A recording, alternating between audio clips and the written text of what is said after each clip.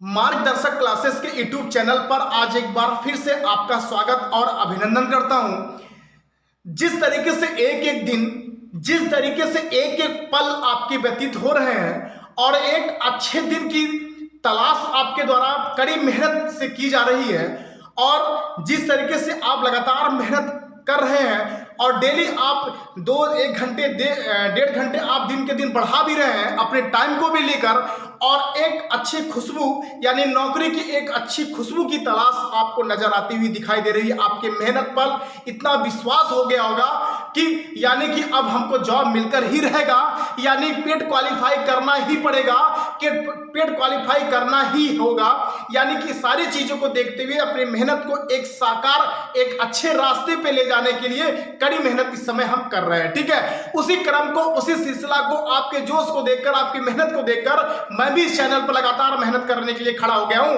और लगातार अच्छे एक बेहतरीन टॉपिक से आपकी स्वागत करता हूं। और आज भी आपसे मैं बता दे रहा हूं, एक आपके अच्छे बेहतरीन टॉपिक लेके आया हूं जो कि आपको बताना है। सबसे पहले आपके 2-4 दिवस बताऊंगा, उसके बाद आपको एक बेहतरीन टॉपिक पुरस्कार की तरफ लेके चलूंगा।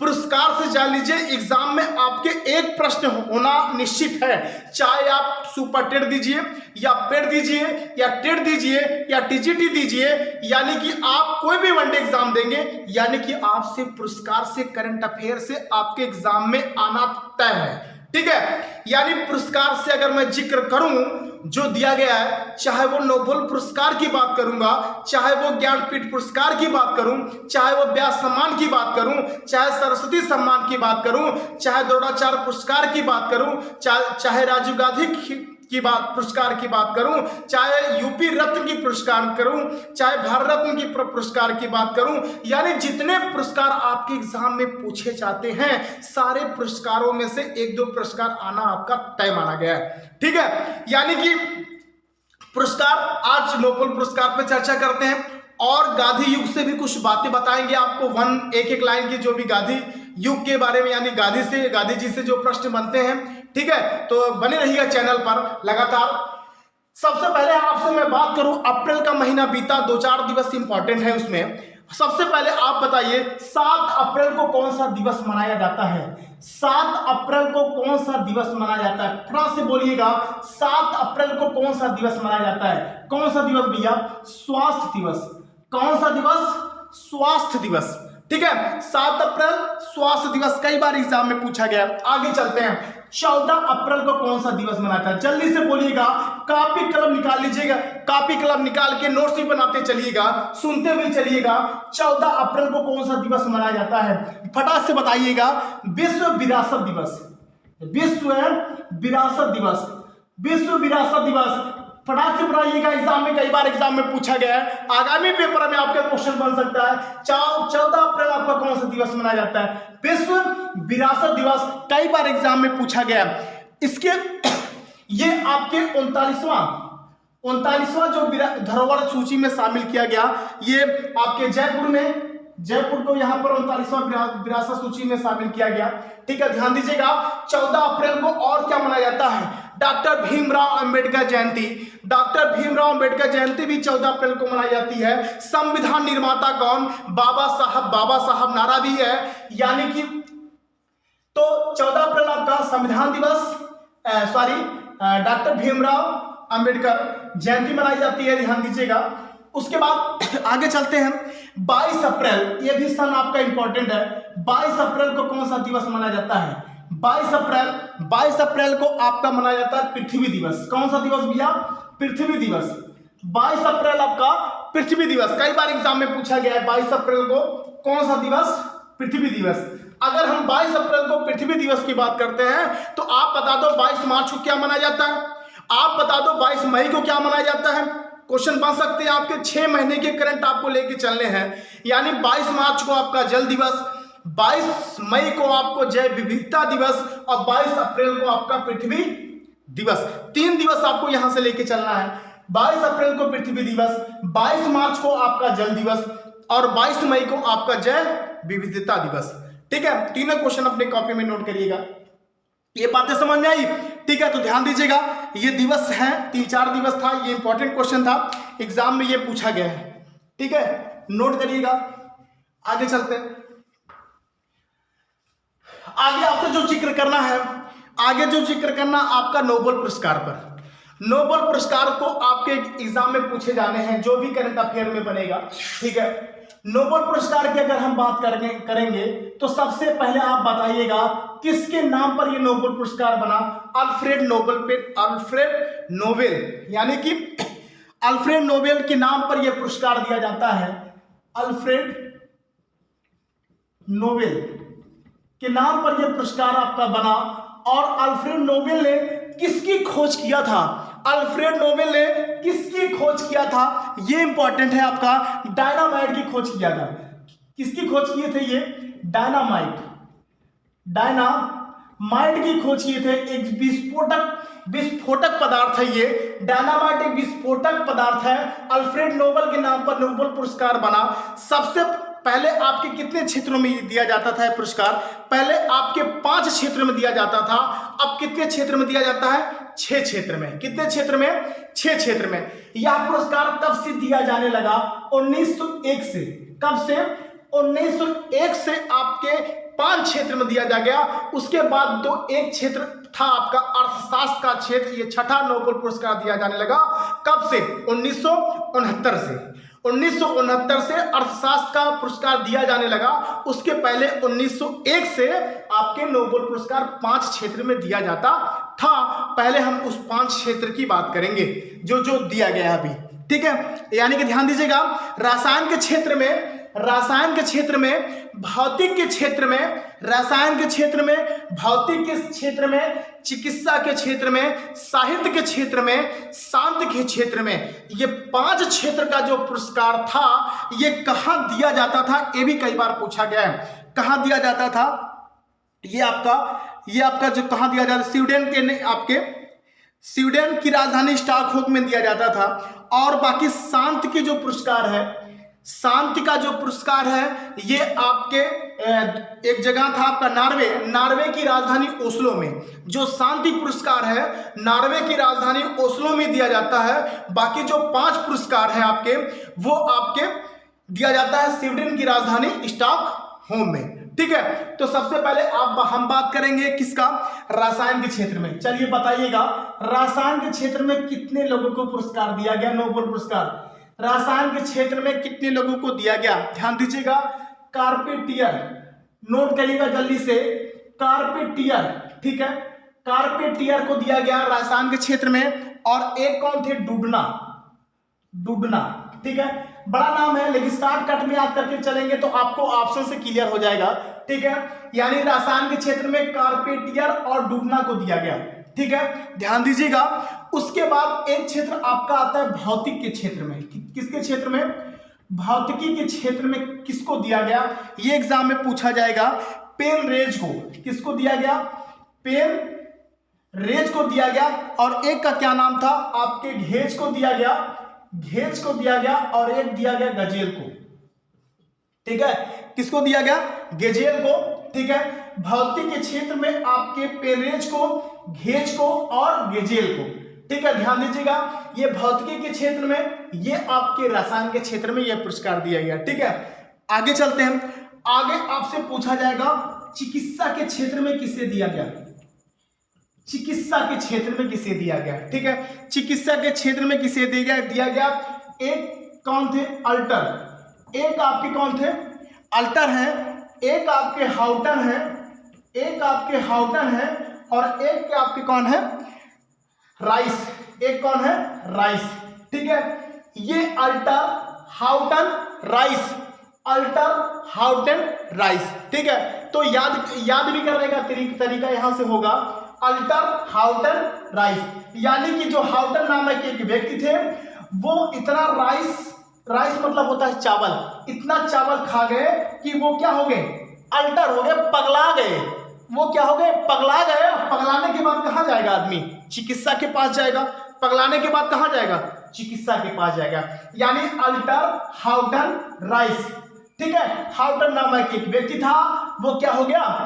आपका राइस ज्यादा खाया, राइस ज्यादा खाने के बाद क्या हो गया? अल्टर हो गया। और कहाँ गया? अल्टर मतलब पागल हो गया। और कहाँ गया? चिकित्सा के पास। ठीक है, मेहनत करना है, बिना मेहनत के कुछ नहीं होगा। आगे चलते हैं। चिकित्सा के बाद आपका जो क्षेत्र है वो है साहित्य के क्षेत्र में। ठीक है, साहित्य के क्षेत्र में जो पुरस्कार दिया गया वो 2 लोगों को दिया गया। कितने लोगों को? 2 लोगों को। एक था आपके लुईस थे, एक गुलुक थे। एक आपके लुईस, एक आपके गुलुक थे।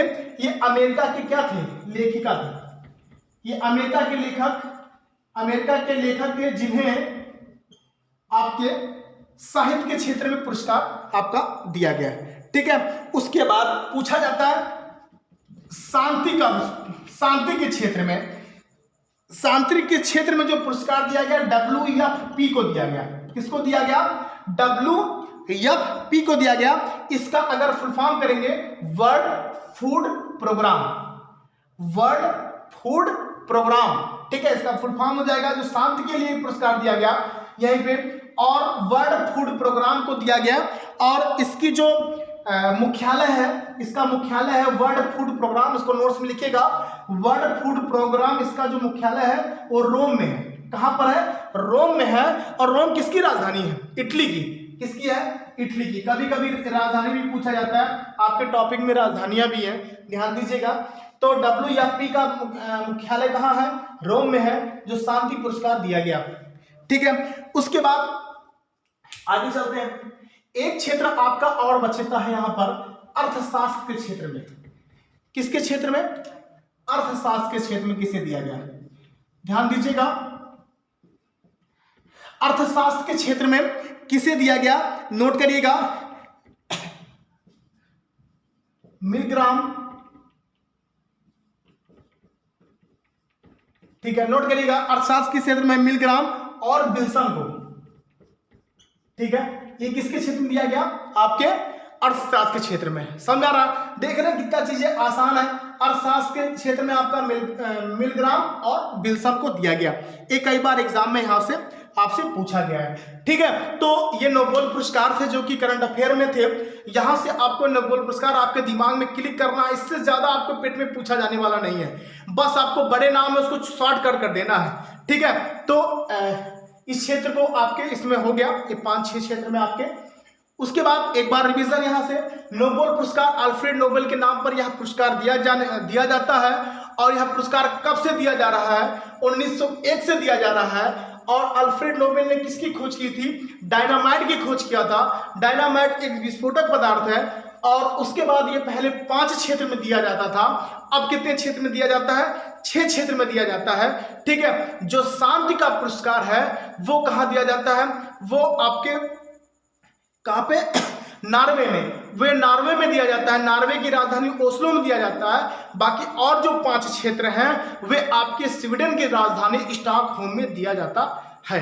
ठीक है, तो ये इतना आज के लिए इतना ये पुरस्कार है। आगे चलते हैं।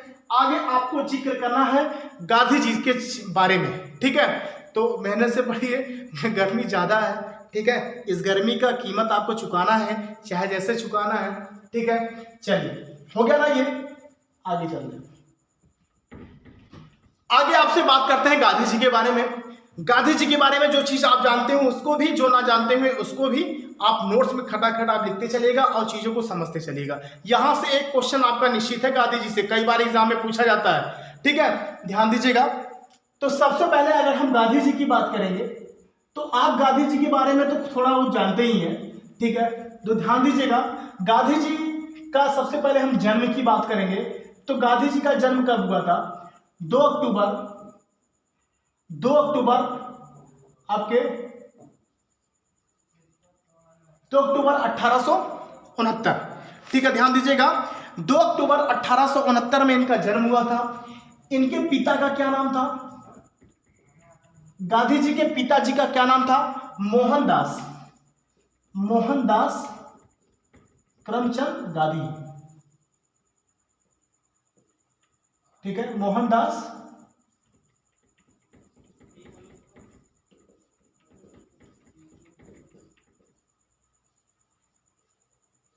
ठीक है। उसके बाद आगे चलते हैं। इनकी माता का क्या नाम था? इनकी माता का नाम क्या था? यहां ध्यान दीजिएगा, पुतली बाई। ठीक है, माता का नाम पुतली। उसके बाद पत्नी का क्या नाम था, यह क्वेश्चन कई बार पूछा जाता है महात्मा गांधी के। कस्तूरबा। कस्तूरबा गांधी जी की पत्नी का नाम कस्तूरबा, माता का नाम पुतली, पिता का नाम मोहनदास करमचंद गांधी। जन्म आपके 2 अक्टूबर 1869। ठीक है, आगे चलते हैं। इनके 4 पुत्र थे, 4 पुत्र थे, ये भी कभी कभी पूछ लेता है। तो आपके 4 पुत्र इनके कौन कौन थे? मणिलाल, आपके मणिलाल, हीरालाल, है ना, मणिलाल, हीरालाल, देवदास, रामदास। ठीक है, इनके 4 आपके पुत्र थे, तो नोट कर लीजिएगा। मणिलाल, हीरालाल, ठीक है, फिर रामदास। ठीक, समझा रहा ना? मणिलाल, हीरालाल, रामदास और आपके एक देवदास। ये 4 क्या थे आपके? इनके पुत्र थे। ठीक है, तो सबसे पहले अगर और भी जानकारी प्राप्त करेंगे तो 1889 में ये कहाँ गए? दक्षिण अफ्रीका गए थे। ठीक है, दक्षिण अफ्रीका 1889 में ये कानून की पढ़ाई करने के लिए गए थे, लॉ की पढ़ाई करने के लिए 1889 में गए थे। और लौटकर भारत कब आए थे? ये 1891 में। कब आए थे भैया? 1891 में लौट के आए थे। कानून की पढ़ाई करके ये 1889 में गए थे, 1891 में ये आए थे। ठीक है, आगे चलते हैं, कभी कभी यही पूछ लेता है। उसके बाद 1893 में इनकी कौन सी घटना है? मैंने एक बार जिक्र किया था, 1893 में गांधी जी फिर दक्षिण अफ्रीका गए थे। ठीक है, 1893 में गांधी जी फिर गए थे। एक अब्दुल्ला नामक व्यापारी था, एक अब्दुल्ला नामक व्यापारी था, इसी का क्या करने के लिए? केस मुकदमा लड़ने के लिए। एक अब्दुल्ला नामक व्यापारी था, इसी का मुकदमा लड़ने के लिए दक्षिण अफ्रीका फिर से गए। कब? 1893 में। ठीक है, तो ध्यान दीजिएगा। उसके बाद यहीं पे इन्होंने, ध्यान दीजिएगा, यहीं पे इन्होंने फिनिक्स आश्रम की स्थापना किया था। यहीं पे इन्होंने फिनिक्स आश्रम की क्या किया था? स्थापना किया था। ठीक है, फिनिक्स आश्रम की स्थापना किया था। ठीक है, कब किया था? ये कई बार एग्जाम में पूछा गया है। 1904 में। किसने? गांधी जी ने। ठीक है, गांधी जी ने किया था। हो गया ना? उसके बाद आगे चलते हैं। उसके बाद कहां किया था? कभी कभी ये भी पूछा जाता है। तो इन्होंने कहां किया था? ये आपके अफ्रीका में, अफ्रीका के डरबन में किया था। यानी फिनिक्स आश्रम की स्थापना 1904 में कहां किया था? डरबन में किया था। ठीक है, चलिए आगे चलते हैं, इसको नोट करिएगा, आगे बढ़ते हैं।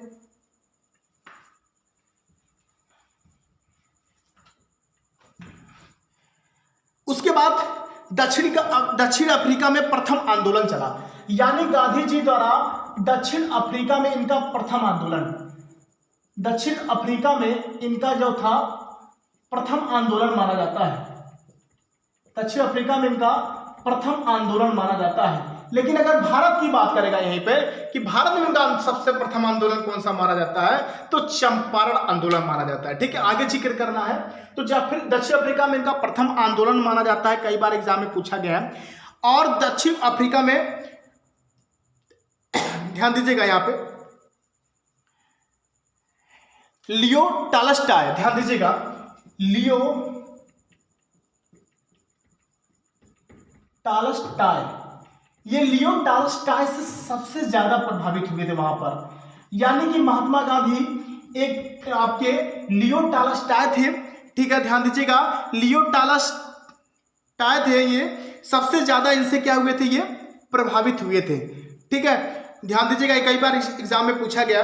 उसके बाद इन्होंने तमाम प्रकार की इनकी पत्रिकाएं पूछी जाती हैं, तमाम प्रकार की, चाहे वो यंग इंडिया की मैं बात करूं, चाहे वो हरिजन की बात करूं, चाहे वो आपके नवजीवन की बात करूं, चाहे वो हिंद स्वराज की बात करूं, चाहे माय एक्सपेरिमेंट विथ ट्रुथ की बात करूं, ये सारी पत्रिकाएं किसकी मानी जाती है? आपकी गांधी जी की मानी जाती है। ठीक है, कई बार एग्जाम में ये प्रश्न आपसे बना है। ठीक है, ध्यान दीजिएगा।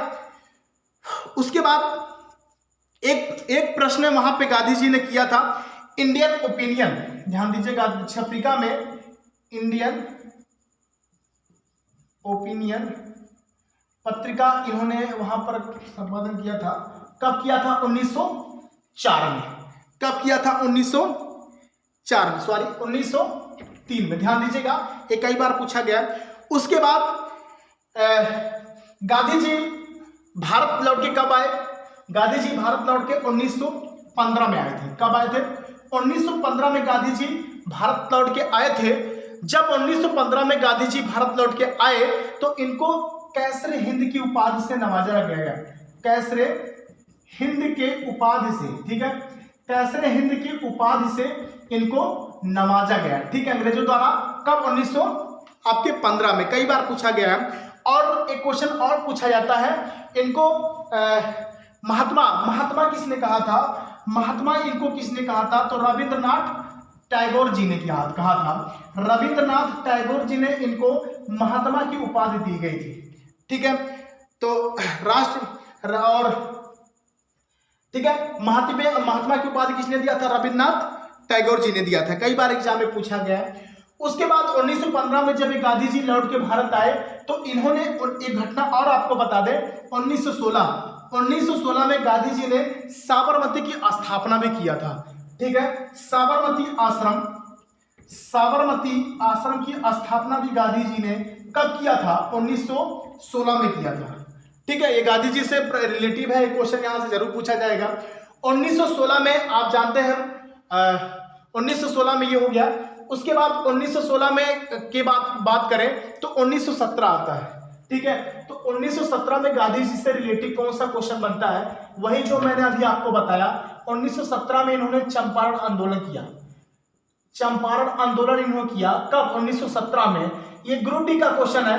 ग्रुप डी में क्वेश्चन ये बना था कि चंपारण है कहां? तो चंपारण कहां है? बिहार में। कहां पर है? बिहार में। तो 1917 में चंपारण आंदोलन किया। अगर सबसे पहले आंदोलन की बात करेगा तो सबसे पहले इन्होंने आंदोलन कहां किया? दक्षिण अफ्रीका में। लेकिन अगर भारत की बात करेगा कि भारत में सबसे पहले इन्होंने आंदोलन कहां किया था, कौन सा था, तो वो कौन सा था? चंपारण आंदोलन, जो कि कहां है? बिहार में है, ठीक है। ध्यान दीजिएगा, कई बार क्वेश्चन पूछा गया है। उसके बाद आपसे एक प्रश्न और, यहां से इनकी जितनी पत्रिकाएं हैं वो नोट करिएगा। आपकी एक पत्रिका आपकी थी क्या? हरिजन था। एक पत्रिका आपके हरिजन था। उसके बाद यंग इंडिया, ठीक है, ध्यान दीजिएगा, यंग इंडिया। उसके बाद नवजीवन, हिंद स्वराज, ठीक है, हिंद स्वराज। और एक क्वेश्चन एक और पूछा जाता है, माई एक्सपेरिमेंट,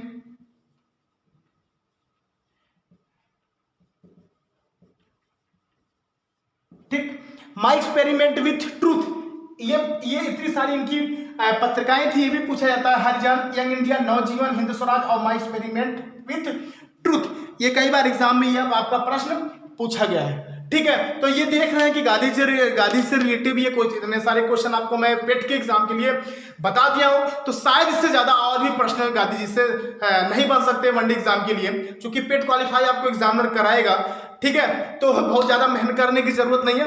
एक एक लाइन को पढ़ना है, एक एक चीजों को, हल्की हल्की जो ऊपर की चीजें हैं वो चीजें पढ़ने हैं। बहुत ज्यादा डीप जाने की जरूरत नहीं है। बस इसी तरीके से एक एक टॉपिक को बटोर के, एक एक क्वेश्चन को इकट्ठा करके लेके चलना है। बस कुछ नहीं करना है। 20 से 23 आपके 23 सेकंड, आपके 23 मिनट के वीडियो ये बन चुके हैं, 23-24 मिनट के।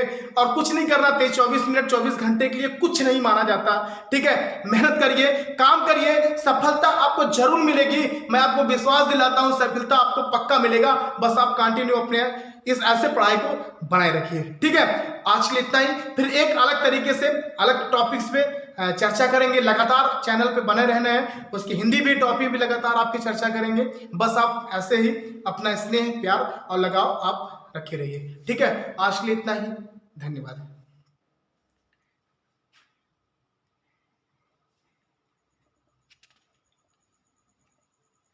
हाँ, एक क्वेश्चन आपको मैं भूल गया था, पूछते पूछते चले। एक क्वेश्चन का जवाब आपको देना है। गांधी जी ने कांग्रेस अधिवेशन में, गांधी जी ने रिलेटिव है गांधी जी से, गांधी जी ने किस कांग्रेस अधिवेशन में अध्यक्षता किया था? गांधी जी ने किस कांग्रेस अधिवेशन में अध्यक्षता किया था? उस सन का नाम बताना है और स्थान बताना है, ठीक है। तो ये क्वेश्चन आपके लिए होगा, ठीक है, बाकी आज के लिए इतना ही। धन्यवाद।